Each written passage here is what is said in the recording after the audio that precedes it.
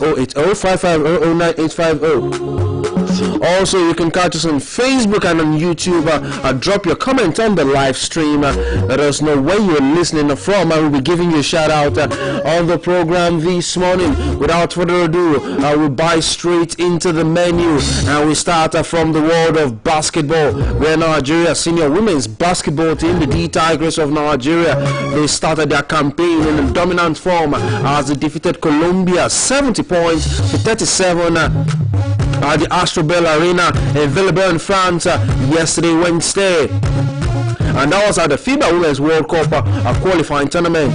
The 7-time African champions opened the tournament with a commanding performance, asserting their superiority in all facets of the game as they seek to sharpen preparations for the 2026 FIBA World Cup in Berlin, Germany. And under the guidance of Rena Wakama, the Nigerian side quickly set the turn in the first quarter, 18 to 12 points, before steadily extending the advantage in a methodical display of dominant precision movement and defensive discipline. By the second quarter, Nigeria held a 34 to 29 points cushion, and the third quarter saw the lead balloon to a 53 points to 34 points margin, and the fourth quarter was a whitewash as the D Tigers maintained their intensity, closing out to a 33 points victory. Nicole Labosi was instrumental in both ends of the court as she pulled a total of 11 rebounds, 5 assists, and 10 crucial points in the paint. And Victoria Marconi led the scoring, 13 points. As Palace Kunaya contributed defensively with 2 blocks and critical and crucial rebounds. For the Colombians who came up against Nigeria for the very first time in women's basketball, the physicality of the West Africans and their pace couldn't be matched, as Yunani Paz was the only Colombian player to register double figures in efficiency with 7, and also led a team with 5 rebounds and 3 blocks. Up next, for the Nigerian girls will be a matchup against Korea later today, Thursday. Well, although the Nigerian girls have since secured a place at the FIBA Women's World Cup by virtue of being champions of the African continent, it's expected that these qualifiers will provide an invaluable opportunity for them to be in top shape ahead of the FIBA Women's World Cup.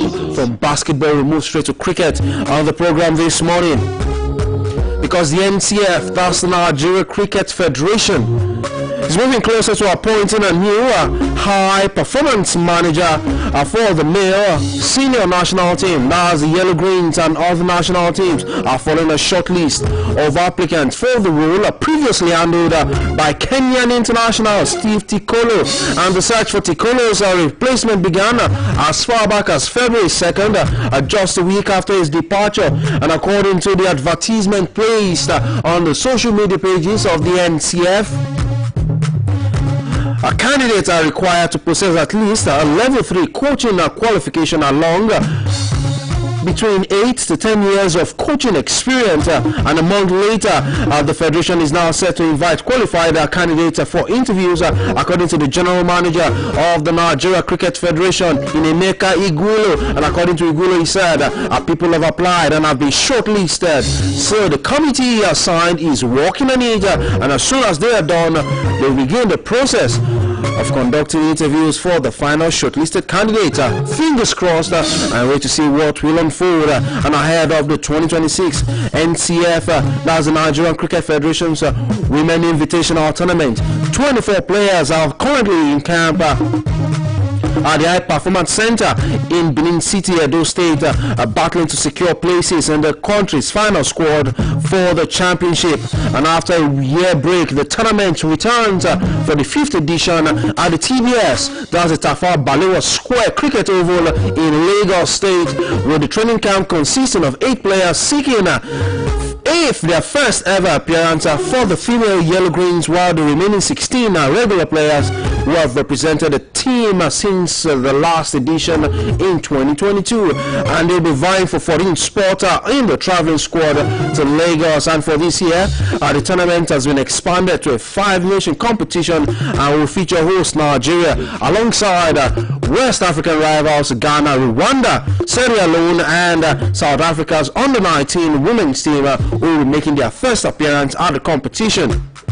Nigeria won the tournament for the first time in 2023 before surrendering the title to Tanzania in 2024, while Rwanda last won it in year 2022. So wishing the team all the best in that encounter. From there we move straight to football, to not so good news regarding a Nigerian player in Norway, because a Nigerian midfielder, 19-year-old Daniel Daga, who plays for Molde FK, he has been convicted of sexual assault by the Romsdal District Court, and the court sentenced him to 6 months in prison for a sexual act without a consent stemming from an incident as far back as April 2025, and he was also ordered to pay a sum of 10,000 Norwegian kroner in legal cost. And the guy was charged in December 2025, where his lawyer Astrid Bolstad insists the encounter was consensual and has now confirmed an appeal is in the works.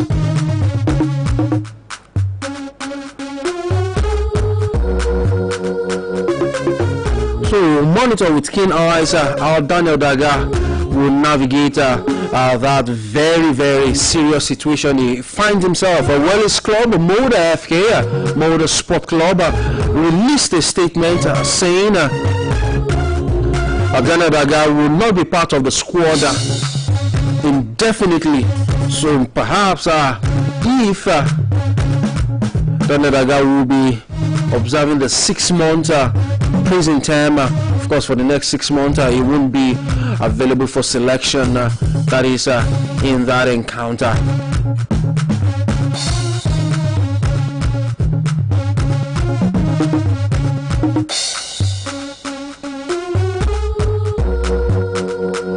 Well, let's move straight to the Nigeria Premier Football League, where one match will be going down later today by 4 p.m. at the Lake Salami Sports Complex, where Shooting Stars will be host of Rivers United in the NPFL, and is all to play for in this encounter, as the Shooting Stars will be hoping to bounce back to winning ways. And in fact, the next 2 games for the Shooting Stars from today will be home encounters.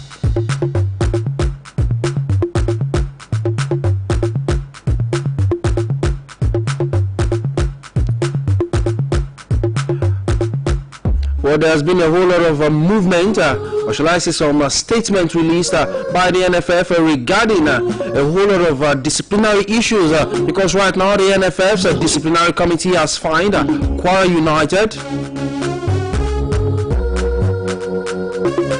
5 million naira for crowd troubles that marred their home clash with Rivers United in Ilorin, and the NPFL has earlier fined them 9 million naira for the same offence, and Kwara United were made to forfeit 3 points and 3 goals as part of their punishment, and the side were also have now been ordered to play their remaining home games at the Moshood Abiola Sport Arena at Belkuta for the remainder of their season. But yesterday, another statement was released yesterday regarding Kwara United. Because right now, according to multiple reports, the Ilorin Bay side has now relocated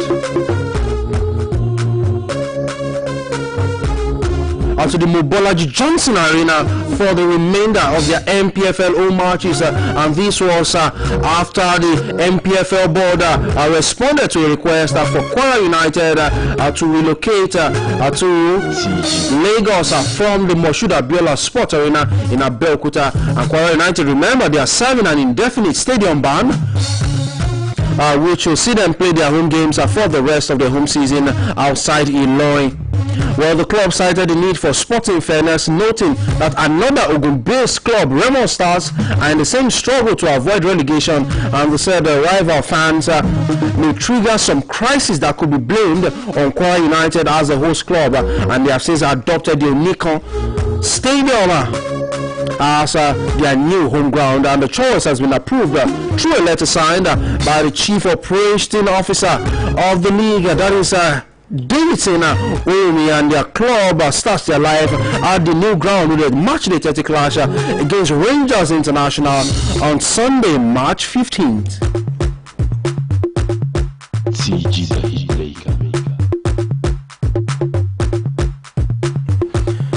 Well, check the time right now. This is 15 minutes to the hour of 8. We'll be taking a short trip to the commercial segment. When we return, we'll be moving straight to the international scene, but starting from the continent of Africa. Stay tuned, Sporting Tit Bits. We'll be right back. Let my people go. 2026 choir mega praise. Hey, hey. You answer my prayer. Jésù tó ní ìtẹ̀dó ọjọ́ ọ̀rọ̀ pẹ́dà fúnra rẹ̀. Ó fẹ́ ti pàṣẹ orin tí gbogbo èèyàn sílẹ̀. Nínú èdè ọjọ́ pípẹ́ bíi tọjọ́ Paul àti Sẹ́là. Nígbà táwọn akọrí ẹ̀mí bíi evangelist Dr. Bukola Akíndéṣe wọlé Jésù. Princess Bola Kra. Big Ọbádèmí and the Emirates Choir. The Krista. D.I. Praise. Tony. Good News Zone Mass Choir bá ń ṣiṣẹ́ ìránṣẹ́ nínú orin. Táwọn bàbá wa tí wọ́n jẹ́ ìránṣẹ́ olóró àlàyé sì máa pàṣẹ ìtúsílẹ̀ lórúkọ Jésù. Láwọn bíi Pastor Latif Adesina. APICP Admin Ọ̀yọ́ 2. Pastor Dr. Dare Olúlànà. PIC Good News Zone. Pastor Sam Adeyema PICP Ọ̀yọ́ 2. Pastor Iye Adébóyè ní General Overseer. Gbogbo ènìyàn dìdínlẹ̀. Ẹ jẹ́ kí lọ sí the Redeemed Christian Church of God. Good News Zone Ọ̀yọ́ P2. Number 6. Bíbí Larry Street. Báṣọ̀run Àkóbọ̀ Road Ìbàdàn. Iṣẹ́ ìyanu máa ṣẹlẹ̀ nínú orí gbogbo èèyàn ló máa gbé ìtúsílẹ̀. Wetin I go give to you, my God is waiting for a multitude of people to be blessed in 3 days of worship and crusade powered by Shekinah Ministries. Date Thursday 19 to Saturday 21 March 2026. Time 4 to 7 p.m. Venue Sports Field of University of Ibadan, Oyo State, Nigeria. Theme The Almighty God. 3 days of deep worship, life-changing teaching sessions to be followed by divine healing, deliverance, miracles, signs and wonders. Don't be left out in this great move of God in the city of Ibadan. Ministry Pastor Oluyole, Pastor Peter Olanrewaju, Pastor Niyi Babalola, Pastor Ademola, and Pastor Mrs. Bola Odewale, Evangelist Olumide Aluko, and Dr. Janet Aluko are the hosts. Ìbàdàn Ẹ̀kú Àmójúbà ìsọjí alágbára pẹ̀lú sísìn Ọlọ́run ọlọ́jọ́ mẹ́ta ní pápá àṣírí University of Ibadan. Thursday ọjọ́ 21 sí Saturday ọjọ́ 21 oṣù kẹta ọdún yìí láago 4 ìrọ̀lẹ́ sí 7 alẹ́. Jésù gbàlà, Jésù wòsàn. Is going to be powerful. Believe it. Christ Apostolic Church CAC ilẹ̀ agbára ìtúsílẹ̀ City of Peace off Idigba Road Ẹlẹ́bọ area Holy Trinity Estate Ọlọ́ndà Àbámbàdàn ló ṣe àgbékalẹ̀ ìpàgọ́ ọdún àjíǹde 2026 pẹ̀lú àkòrí ohun èlò sí ọlá tí ó bẹ̀rẹ̀ lọ́jọ́ kẹta oṣù kẹrin Good Friday yóò parí lọ́jọ́ kẹfà oṣù kẹrin ọjọ́ Easter Monday tí sọjọ́ àjíǹde bẹ́ẹ̀ bá ti ń bọ̀ ẹgbẹ́ ọ̀kadà láti NO Ìdòwú Comprehensive High School máa lọ tààrà sí CAC tó wà ní Ẹlẹ́bọ lọ́jọ́ mẹ́rẹ̀ẹ̀rin oúnjẹ ọ̀fẹ́ wà ilé ọ̀fẹ́ wà pẹ̀lú ààbò tó péye fún pàgọ́ náà kò séèyàn tó wáyé tí ọ̀fẹ́ fọláfadérera gbogbo tó ti dòkú nínú ayé rẹ yóò sì jíǹde lórúkọ Jésù. Ẹ jẹ́ ká mẹ́sẹ̀ tẹ́bẹ̀ gbogbo agbègbè bíi Ọlọ́ndà Àbá ẹni òsà ọ̀gárùn ìjàmánì lóògùn ládòjò akíngbẹ̀yìn àgbára eléwúro ọ̀dà olódó bank yàwúrì àkọ́bọ̀ ojúrin ẹ máa pàdé àwọn ẹni àmì Ọlọ́run bíi Pastor Ṣẹ́gun Olúyẹmí AGS Pastor Tọ́pẹ́ Ayọ̀adé Evangelist Abiodun Abraham Evangelist Fẹ́mi Akórèdé Evangelist Solomon Akórèdé Evangelist John Ọládàpọ̀ the Levites and the Church Mass Choir. Bákan náà marriage seminar fún àwọn ọ̀dọ́ olùgbàlejò Pastor Samuel Ọládìpọ̀ District Superintendent CAC City of Peace. Ìpàdé àjíǹde tọdún yìí ní CAC tó wà ní Ẹlẹ́bọ ẹ jẹ́ ká jọ débẹ̀ Jésù ni Olúwa.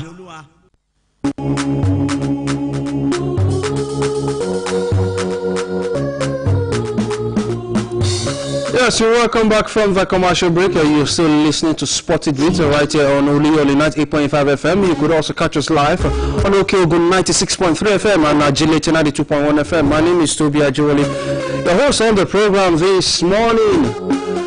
And continuing with football stories, but right now from the continent of Africa, where young guy Blaise Mayolas, the president of the Congolese Football Federation, that's FECOFOOT, he has now received a life prison sentence after an 8-month investigation into financial misconduct and convicted in absentia of money laundering, embezzlement, forgery and using falsified documents The case involves misappropriation of World Football Governing Bodies FIFA funds, where 2 other senior officials, the Secretary General Baji Mombo Wantante and Treasurer Raul Kanda, were each handed 5-year prison sentences, and our authorities here the verdict as a key move towards a greater transparency and accountability in Congolese football.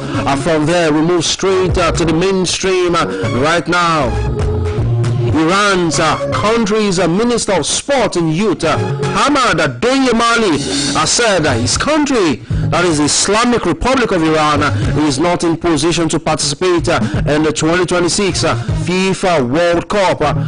Remember, the team are scheduled to play 3 group matches in the tournament, which is being held in the United States, Canada, and Mexico. And June 11th, we'll be seeing for the very first time 3 countries co-hosting the FIFA World Cup. And for the Iranians, they are due to face New Zealand and Belgium in the city of Los Angeles before taking on the Pharaohs of Egypt in the city of Seattle. And their preparation and participation has been in doubt since the United States and Israel has launched strikes on the country after killing the supreme leader Ayatollah Ali Khamenei. And Iran has also responded by launching missiles of theirs towards Israel and other nations who host the United States military bases. Meanwhile, from Wednesday, FIFA president had earlier said Donald Trump had promised him that Iran was welcome to compete at the summer finals. But right now, the Iranian ministry or the Iranian minister of youth and sport has now thrown cold water over that statement, saying Iran are no longer in a position to participate at this year's FIFA World Cup. And at this point, I bring Dakpo to the microphone this morning because this has been a discussion that we have not exhausted within the last 2 weeks. Let me say within the last 2 weeks, even though the war is just a little over 10 days, I think 11 days from today.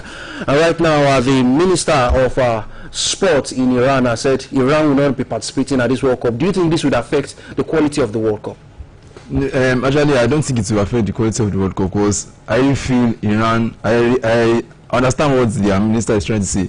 He said their players their country will be participating at the World Cup because actually I was expecting this because I don't think the player will have that mindset, we have that confidence to play at the World Cup. Although some people might say they will not qualify to the next round, but it's not appropriate for them to play at the World Cup since their country is not even at peace at the moment. Exactly. And they're having issue. I'm pretty sure if the United States was not part of the people hosting this World Cup, I'm pretty sure they will be at the World Cup. But it's because the United States is part of the people hosting the World Cup, so that's why they are not going. And he also said something. He said, since the corrupt government assassinated our leader, we have no condition on that which we can participate in the World Cup. So I'm pretty sure it's because the United States is hosting this World Cup. That's why they are not participating at all. But they killed their supreme leader, no doubt about it. But Dapo, look at this. Now, in a tournament whereby the groups has been, they've done the draws for the groupings and all. Once this tournament eventually kicks off, June 11th, all things being equal, don't you feel that when references are being made to maybe that group where Iran is, saying that maybe it's because of what is ongoing and that one even take the shine off the World Cup? This, like I just said, now will not happen now. They will reference it in the coming years that this 2026 World Cup, a team did not participate because their country was under attack from another country. So I think it will have issue in the next coming years. Maybe in the next coming years we'll see how all of these will unfold because from the angle of the Iranians and the US, this has now become a full-blown diplomatic spat. Well, I'm sure it won't end here. It won't end here. Now, for want of time, because I can see it is a race against time at this point. Let's move straight to Europe, because we saw games go down in the UEFA Champions League yesterday. Just as we saw on Tuesday, we also saw interesting results yesterday. The first game went down at the Bayer Arena, and it was Bayer Leverkusen been on a 1-0 draw with Arsenal, with Leverkusen scoring a goal from a set piece using Arsenal streaks against them. But former Leverkusen player Kai Havertz was there to spare the blushes of Arsenal, making sure that will be all to play for in the second leg next week at the Parc des Princes. World champions Chelsea faced off with Paris Saint-Germain in the city of Paris in a repeat of the FIFA Club World Cup finals, but it was a sweet revenge as PSG palmed 5 goals past Chelsea, who could only respond with 2 of theirs, and Bodo Glimt continued their fairy tale run as they defeated Sporting Club de Portugal by 3 goals to 0. And at the Santiago Bernabeu in the Spanish capital, it was Real Madrid 3, Manchester City 0. Well, Dakbo, now I'll be asking you, which of these games would you want to talk about, and what caught your fancy from yesterday night kickoffs? Actually, everything. Everything. Kudos to Bodo Glimt for defeating Sporting Lisbon. Those ones are already through to the quarterfinals already, no doubt. And then Chelsea PSG. Actually, I was not expecting 5-2 from PSG. I was expecting nothing less than maybe 3-0. But PSG surprised me a lot. And Chelsea, I think Chelsea fans should know that the Club World Cup they won was because, actually I want to say the Club World Cup they won was because PSG had a long run, winning the Champions League, winning a couple of other trophies. So they were already tired down, and they were already down. So that gave Chelsea the opportunity to win the Club World Cup. But PSG showed them that the Club World Cup does not matter. We are the champions of Europe at the moment. So do you think Chelsea can have a response in the second? No. They are already done. Round of 16 is their last place. And then Man City surprised. Man City really surprised. But they lost in Spain yesterday. Yes, but I won't write them off, because we know what is to happen between Madrid and Man City. This might be second, and Man City might do a wonderful surprise to everyone. So it was a great game, and also Valverde scoring an hat-trick. I was not expecting that. I was not expecting an hat-trick from Valverde yesterday. And also Arsenal, Bayer Leverkusen really showed a lot. They even posted something on their Twitter yesterday, they scored from the corner. Yeah, and they really showed that Arsenal was not able. But what I want to say is that penalty that Kai Havertz scored. I don't think that was a penalty, because the defender did not touch Nonima inside our box, because I saw it yesterday. It was not a penalty for me. I don't know for others, but it was not a penalty. And to people that say Premier League is the best team in the world, I think we can the best league. Nah, Premier League is not the best team in the world. I mean, it was only Arsenal and Newcastle that got a point. Newcastle drew with Barcelona and Leverkusen and Arsenal. So I don't think, for me, I don't know, people say, even some sport analysts say that Premier League is not the best team in the world. So thank you very much. And today we'll be looking at Europa League and Conference League. Well, we'll see what will happen in tonight's UEFA Europa League and the Conference League, a round of 16 games. Well, but check your time right now. This is 1 minute to the hour of 8. It's time for us to say Biwa is, because up next from 8, yes, Damilola Olabi already stand by for a little of it. And I'm sure you don't want to miss that one. My name is Tobi Ajore.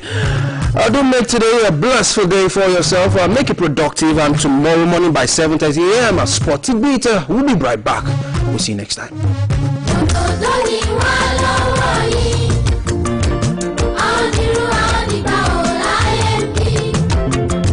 Bíbélì wípé ẹ̀bùn òkùnkùn ènìyàn a máa fi àyè fún a sì máa mú wá síwájú àwọn ènìyàn ńlá. ìdí nìyí tí ìgbìmọ̀ àjíǹde ilé akéde BCOS fi ṣe àgbékalẹ̀ ìfigagbága nínú bíbélì láàrin àwọn ọmọdé tí ọjọ́ orí wọn ò ju ọdún 6 sí ọdún 9 àti ọdún 10 sí ọdún 15 lọ. èyí tí ó máa wáyé ní ọjọ́ kẹta àti ọjọ́ kẹrin oṣù kẹrin ọdún 2026. ẹgbẹ̀rún méjì péré 2,000 naira ni owó fọ́ọ̀mù tí a ó gbà fún ọmọ yín láti kópa nínú ìfigagbága náà. àwọn ẹ̀bùn rabandẹ̀ ló níranran láti pèsè kalẹ̀ fún àwọn ọmọ tó bá jáwé olúborí ní sọ̀rí ìsọ̀rí. láti ra fọ́ọ̀mù láti ṣonígbọ̀wọ́ àti fún àlàyé lẹ́kùnrẹ́rẹ́ ẹ kàn sí yàrá kejì ní ilé akéde BCOS oríta Basọ̀run Ìbàdàn tàbí kẹ́ ẹ pè 0915-8703-300. ẹ wá gbọ́ o ẹ mọ́ fi jáfara ìparí oṣù kẹta ọdún yìí ni gbígba fọ́ọ̀mù ọmọ wá sópin ẹ tètè wá já sí. àwọn irú àwọn nígbà wo àmì àṣẹ.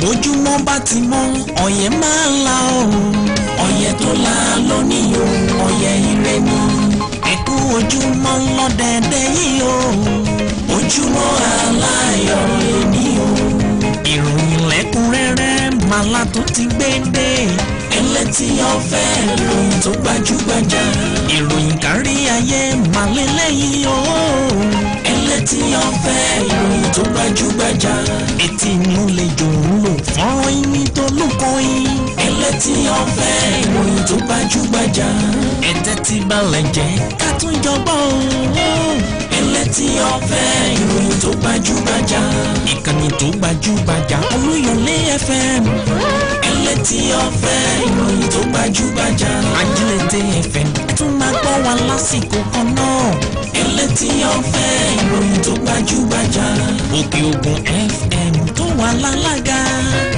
ẹlẹ́tì ọ̀fẹ́ ìròyìn tó gbajúgbajà ẹlẹ́tì ọ̀fẹ́ ìròyìn tó kún kẹ́kẹ́ ẹlẹ́tì ọ̀fẹ́ ìròyìn tó gbajúgbajà. ẹ máa gbọ́ nínú ilé nínú mọ́tò tàbí lórí ẹ̀rọ ìléwọ́ ẹlẹ́tì ọ̀fẹ́ ìròyìn tó gbajúgbajà. Afẹ́fẹ́s ó tún ti yá ká tún jọgbọ́ ẹlẹ́tì ọ̀fẹ́ ẹlẹ́tì ọ̀fẹ́ ìròyìn rẹ̀ o.